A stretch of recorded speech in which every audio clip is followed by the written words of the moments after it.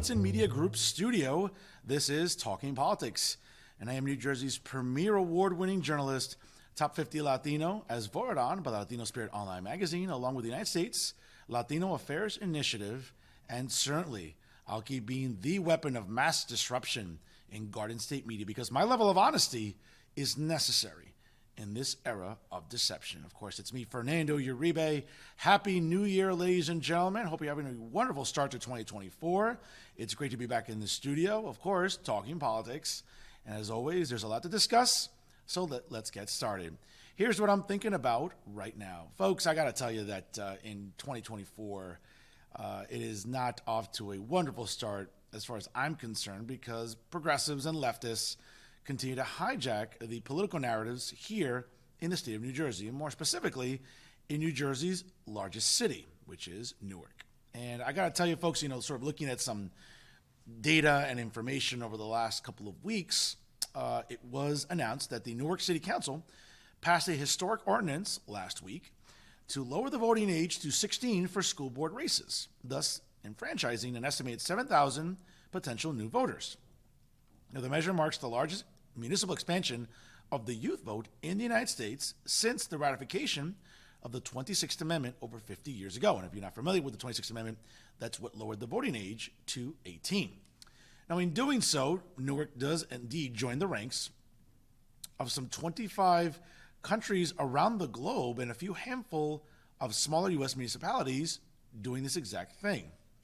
Now, of course, we know that certainly there were many activists, specifically young activists and advocates, and their allies, along with some of these organizations in New Jersey, that were pressuring the Newark City Council to make sure that this ordinance was passed.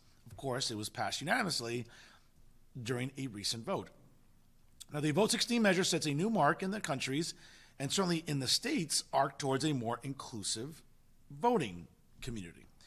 Certainly, New Jersey earlier this year joined 19 states in the country, allowing 17-year-olds to participate in primary elections if they will be 18 by the general election.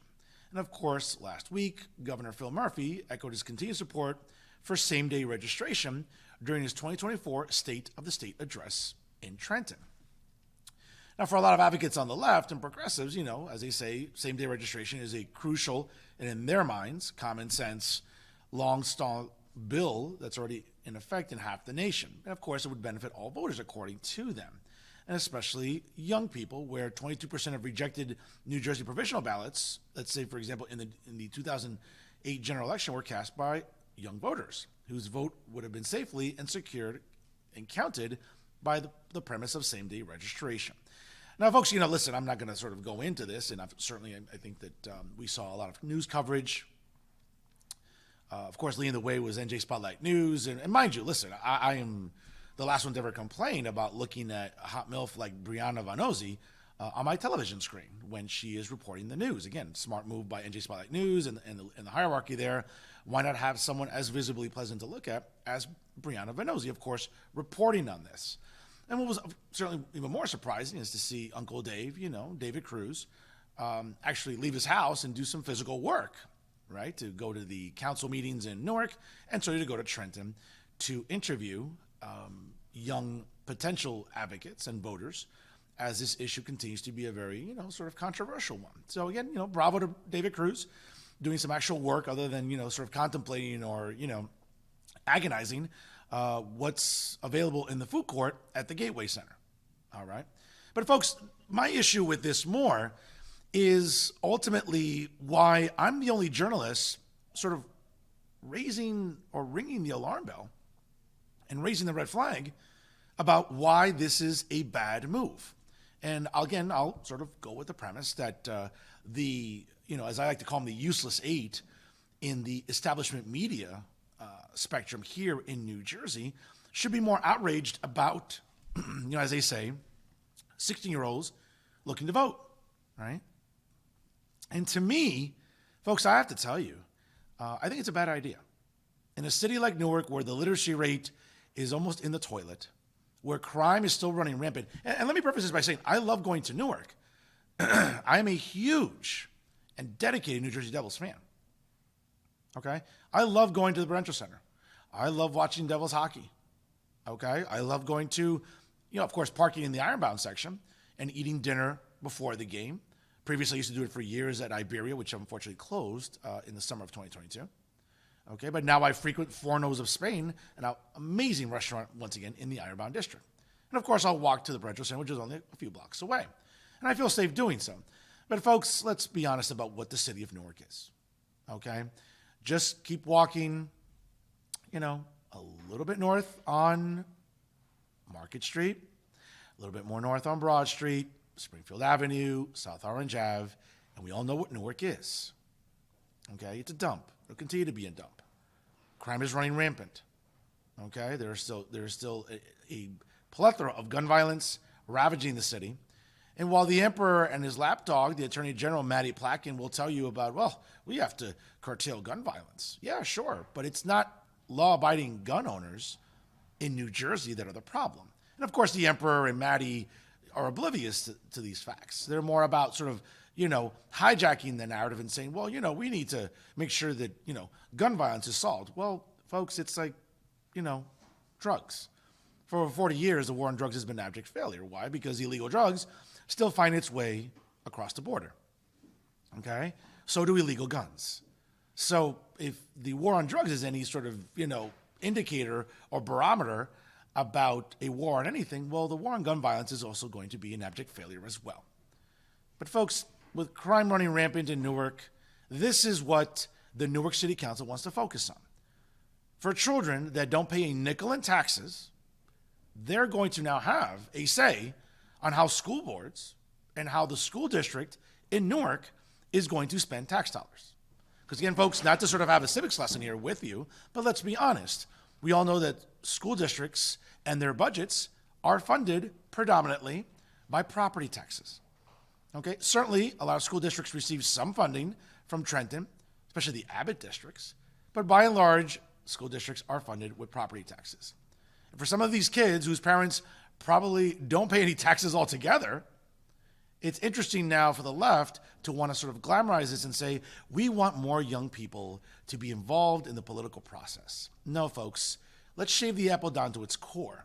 What they want is the opportunity to indoctrinate your kids even more than they already do. You don't believe me? Oh, I don't know. Check out the Department of Education. Check out the sex ed curriculum that continues to be under considerable scrutiny. And thankfully, when it comes to organizations like the New Jersey Project, Arise New Jersey, Moms for Liberty, here in the Garden State, they're the ones trying to raise awareness and be advocates for parents. Because we all know that school boards, many of them throughout the state, have been hijacked by leftists, by progressives, and of course, all the woke fools that, again, make up and are comprised of the school boards themselves, right? A lot of trustees in New Jersey, folks, check out their social media, check out what they're doing and saying at school board meetings. And thankfully, people along my, sort of ideological spectrum are the ones standing up for parents. We saw that last November. Now, while Republicans on a statewide level definitely defecated the bed, as they say, when it came to legislative seats, plenty of municipal races and plenty of Board of Ed elections went my way. And that's a good thing. Now, of course, you can't, give credit to the NJGOP. They don't deserve any. They're not the ones responsible for doing that. It's parent advocacy groups. It's great women like Alexandra Bauer from the Moms for Liberty chapter in Bergen County, or Nicole Stouffer for the New Jersey Project, or Josh Akins, who oversees Arise New Jersey. It's these great Americans, these great patriots, and these great New Jerseyans that are standing up for parents and standing up for kids. But back to Newark. And this is the thing that really sort of boggles my mind. And this is where, again, the establishment media really, really irritates me. And I go after them all the time and on my media brand consistently.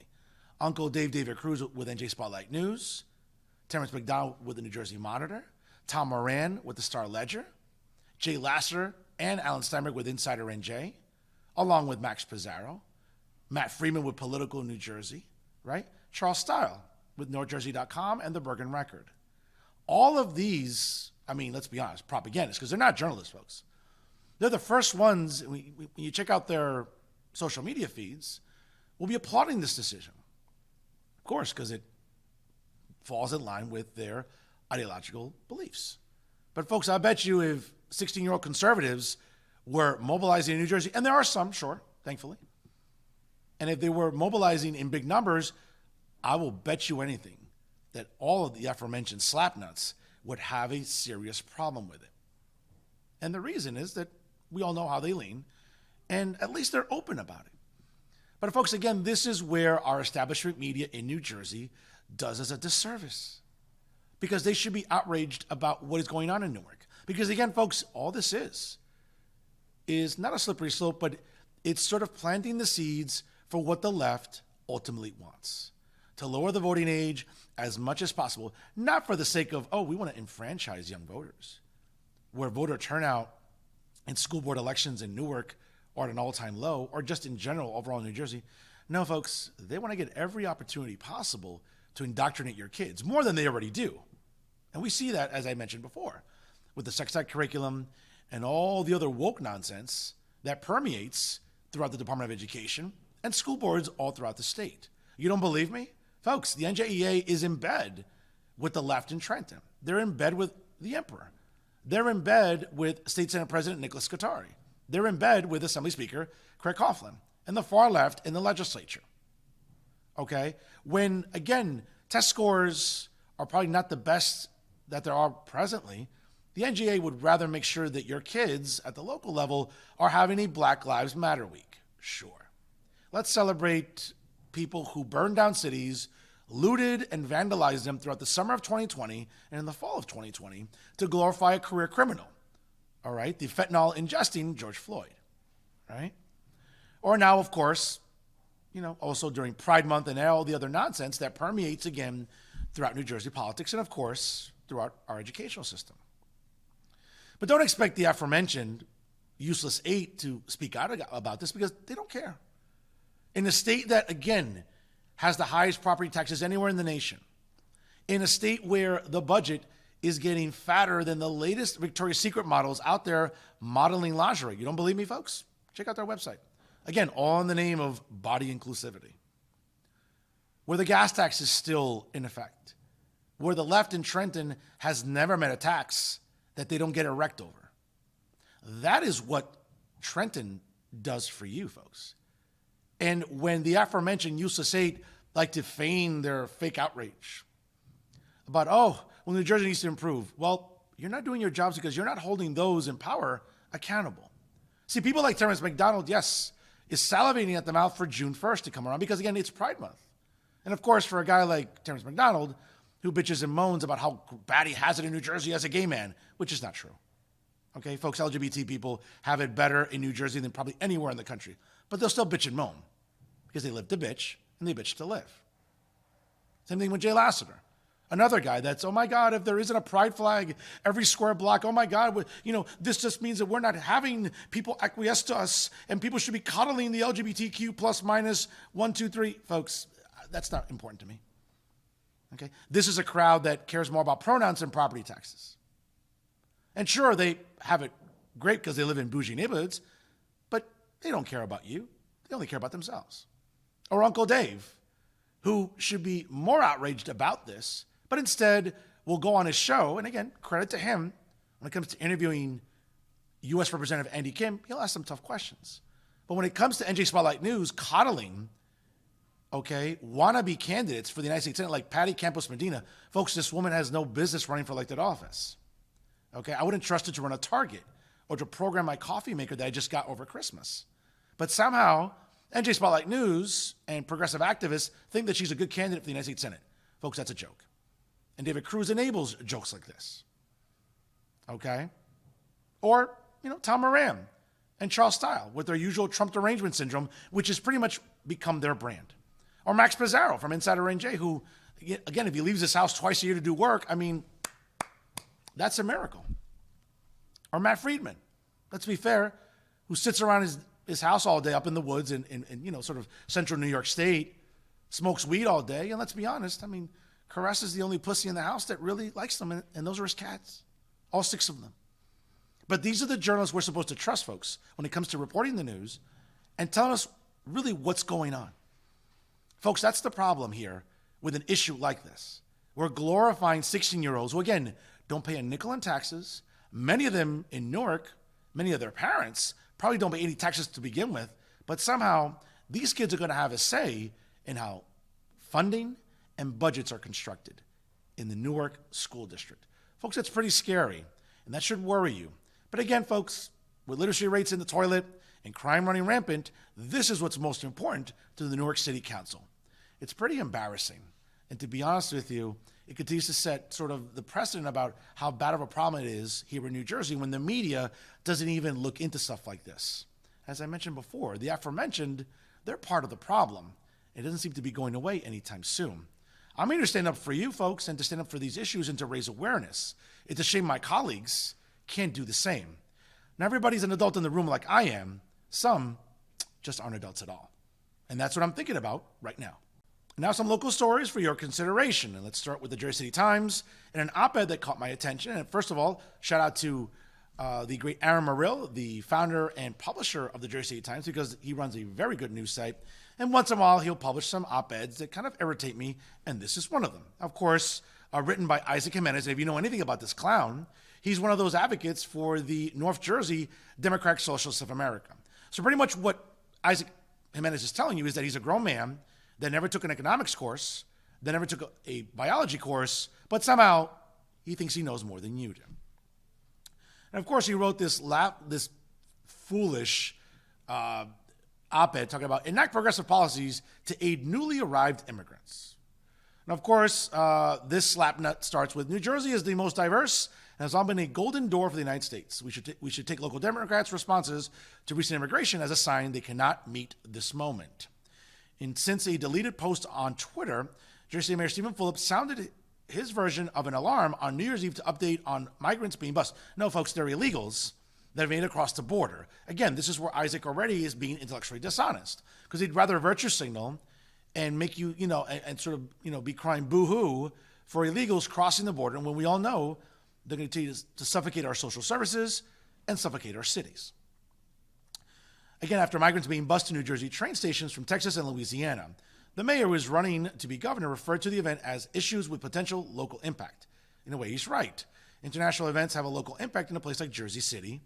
And of course, Edison, New Jersey Mayor Sam Joshi was perhaps more heinous, which he wasn't. He was telling you the truth, or honest, and flat out said, they're not welcome here.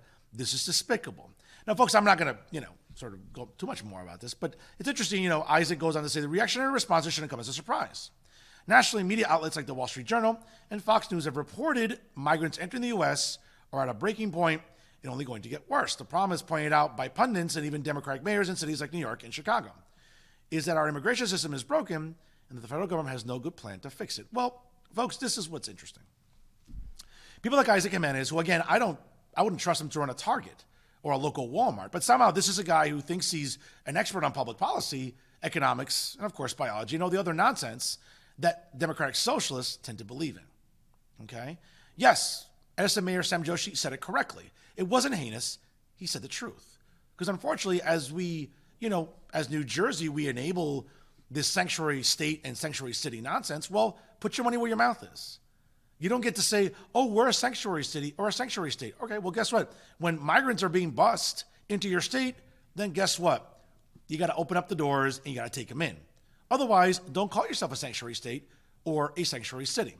Now, many on the left and those that will argue and say, well, this is just political posturing and this is a weaponization by conservatives. No, it's not. It's forcing you on the left to put your money where your mouth is. Folks, our cities are the most densely populated anywhere in the country. Our municipalities are the most densely populated anywhere in the country. Okay? And what happens when this flood of illegals come into our neighborhoods? They overcrowd our schools. They put all of our hardworking teachers and administrators at even more of a disadvantage and adds even more stress to them, with classroom sizes becoming unbearable, social services being suffocated, real estate going down. Because what happens? When you see all these illegals come into these neighborhoods, what are they doing? They're flooding 6, 7, 8, 9, 10, as many as 20 into 2-bedroom homes or apartments. And that's killing the quality of life. Folks, that's not racist. That's not xenophobic. That's the truth. We see it in our own backyard here, not just in Hudson County, but we see it throughout New Jersey and throughout the rest of the country. So when someone like Isaac Jimenez wants to be all sanctimonious and stand in his soapbox, folks, we just know that he's full of you-know-what. Now, again, Aaron Marill can publish whatever he wants. It's his news site. He's the founder, editor, and publisher of the Jersey City Times. But do me a favor, Aaron. When you're going to be reporting on an issue like this, try to publish people more credible than Isaac Jimenez. Again, all you have to do is look at his social media. And when a guy that advocates for the Democratic Socialists of America as often as he does and as avidly as he does, that tells you all you need to know, folks, how intellectually bankrupt people like Isaac Jimenez really are. Let's stay in Jersey City, and thank you to Ron Zellinger from the Jersey Journal for his reporting on this story. And folks, this should be sort of a staunch reminder that this is indeed Joe Biden's America, where crime is running rampant in cities all throughout the country, and where there's an emphasis on just useless reforms like cash bail and everything else. Well, when you wonder why our cities are going into the toilet, well, you can think that the defund the police crowd, whether it be all the activists and advocates in Jersey City, Camden, Elizabeth, New Brunswick, Newark, Trenton, you name it, folks, are all across the country. Whether it's useless organizations like Buy Large Mansions, BLM, because that's what they really stand for. If you look at the hierarchy of BLM, they're more interested in buying large mansions and real estate than hosting barbecues, setting up scholarship funds, or mortgage funds to help black people buy homes or just send their kids to college. But that's what all of these leftist virtue signaling organizations like to do. So when you see a story like $31,000 in jewelry being stolen from a jewelry shop in downtown Jersey City, it should remind you, folks, again, these are the same people that were screaming for defund the police and cash bail reform. You see it across New York City, folks. You see it across the river. Crime is running rampant. Serial offenders and criminals are not being held accountable or not being incarcerated. And here in New Jersey, folks, it's no different. Case in point, a pair of thieves pulled off a jewelry heist last week in downtown Jersey City when one of them distracted a store employee long enough to allow the others to snatch approximately $31,000 in pricey jewelry. Now, the theft occurred at a jewelry store on Grove Street near Bay Street in downtown Jersey City. In broad daylight, folks. It wasn't like this was nighttime or anything. This was broad daylight in the afternoon, according to police in radio transmissions.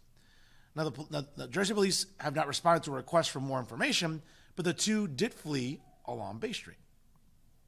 Right? Folks, again, this is a reminder that those on the left love lawlessness, that those on the left who spent the entire summer of 2020 and the fall of 2020 looting, vandalizing, burning cities down, again, all in the name of a career criminal, right? The fentanyl-ingested George Floyd and others. These are the people that want to have a say in your public policy. These are the people that should be more outraged about a robbery like this in broad daylight. $31,000 in jewelry, folks. And sure, some might say, well, they have insurance. They can deal with it, right? Didn't we hear that narrative from those on the left and black activists and white liberals and everybody during the summer of 2020 and the fall of 2020? Oh, it doesn't matter if we loot and vandalize a Target or Walmart or a Costco. It's okay. They have insurance. Folks, again, this is the fixation on lawlessness and a blatant disregard for the quality of life. But that is what we have come to know about the left, not just in New Jersey, folks, but across the country. And many activists don't seem to have a problem with this. Many activists, of course, you would think, will be more helpful in trying to aid the Jersey City police in trying to find these two criminals. But even if they do, folks, with the bail reform laws we have in New Jersey, they'll be out on the street in no time. So again, get what you vote for, and elections have consequences, folks. When you vote a guy into the Oval Office who's useless, when you vote an even more useless woman like Kamala Harris as vice president into the White House, well, guess what, folks? When you have those people that align with them ideologically, you'll continue to have lawlessness. You continue to have cities go to absolute you-know-what. But hey, as long as we're focusing on pronouns, making sure there's a lesbian in every cabinet position in the White House, hey, that's what really matters today at the federal, state, and local level. Again, my heart goes out to these owners of the jewelry shop because it sounds like they won't get their money back or their jewelry anytime soon. And Jersey City police seem to be handcuffed sometimes by the woke policies that, well, many activists try to sort of influence City Hall with. It's a shame, folks, but it's happening all across the country. We should be speaking up about it, but guess what? The liberal establishment media in New Jersey, again, they'd rather focus on pronouns instead of property taxes. They'd rather focus on LGBTQ plus minus nonsense than looking at, hey, make sure that we try to reduce lawlessness. It's a lot to ask for folks for the left to try to hold themselves accountable. You know, it's pretty shameful, but let's be honest. Do any of them have any shame to begin with? Lastly, let's move on to the Moscow city of Hoboken. And of course, it is election season. So if Ravi Bala wants to have a platform to run on, he needs to be doing some work, not just having ribbon cutting ceremonies or organizing drag queen storytime book readings during Pride Month, okay, or repainting crosswalks with Pride colors. It seems like maybe Ravi thinks he has to do some work, but this isn't one of them. Shout out to Ron Zentlinger once again for the Jersey Journal for his reporting on this story. Seems like people always complain about the weather, but no one actually ever does anything about it. Well, until now, sort of. So Hoboken Mayor Ravi Bala, also a declared candidate for the congressional district here in Hudson County, the 8th one, announced the creation of a new Department of Climate Action and Innovation to, quote, address the urgent challenges of climate change, officials in the flood-prone city said in a news release. Now, the new department isn't going to convince the sun to come up any earlier or to stay out later over the Mile Square City, but officials say will address the challenges of more frequent and severe storms and identify additional environmentally friendly, cost-saving measures aimed at saving taxpayer dollars. When is Ravi Bala ever interested in saving taxpayer dollars? This is nonsense, right? So according to Mayor Bala, quote, the establishment of the Department of Climate Action and Innovation underscores our unwavering dedication, which is BS, to the well-being of our community and the preservation of Hoboken's future. He went on to appoint Chief Sustainability Officer Jennifer Gonzalez, the city's former Director of Environmental Services, as its new director. By creating this department, we aim to make Hoboken the most prepared, adaptable, and climate-ready community in New Jersey, while setting an example of cities of similar size worldwide. Director Gonzalez is the ideal person to lead this effort, bringing a wealth of expertise and commitment to the forefront of our efforts. Folks, I try to say it with a straight face. Folks, this is a joke. Ravi Bala is a joke. He continues to be a joke. What's he going to run on when it comes to challenging Rob Menendez? Again, ribbon cutting ceremonies for parks, right? That's not going to alter climate change. Or maybe repainting crosswalks during Pride Month with Pride colors, okay? Or maybe making sure that the Hoboken Public Library has drag queen story time reading hours. Yes, folks, these are the things that Ravi Bala focuses in on. It's election season. He needs something to challenge Rob Menendez on, who again has gone to Washington, who has rolled up his sleeves, who's done the work, has brought back federal dollars back to the 8th Congressional District. So Rob's done the work. Are there some positions he takes that I don't agree with? Sure. And we're friendly enough to have a conversation about that. But when it comes to Ravi Bala, what's he going to run on exactly? More of the same pandering? More of the same grandstanding? Folks, this appointment, and no offense to Jennifer, I don't know her from a hole in the wall, nor do I care to. But folks, if her last job or job performance was any indication, this job will probably be just as much of a joke as the previous one. But folks, leave it up to Ravi Bala to continue making a joke of our political process. And that's our show for this week. Once again, I want to thank the Hudson Media Group for their faith in my abilities here, specifically CEO Pat O'Malia, and of course the wonderful staff and crew that I work with, I have the privilege of working with on a weekly basis. Since this program started, ladies and gentlemen, in April of 2019, I've been proud to work with the Hudson Media Group and looking forward as we approach the 5-year anniversary later on this spring. And of course, to check out all the great content brought to you by the Hudson Media Group, check out their websites, www.hmgtvshows.com, as well as www.livestream.com/hmgtv. Don't forget to like them on Facebook and, of course, follow them on Instagram and Twitter.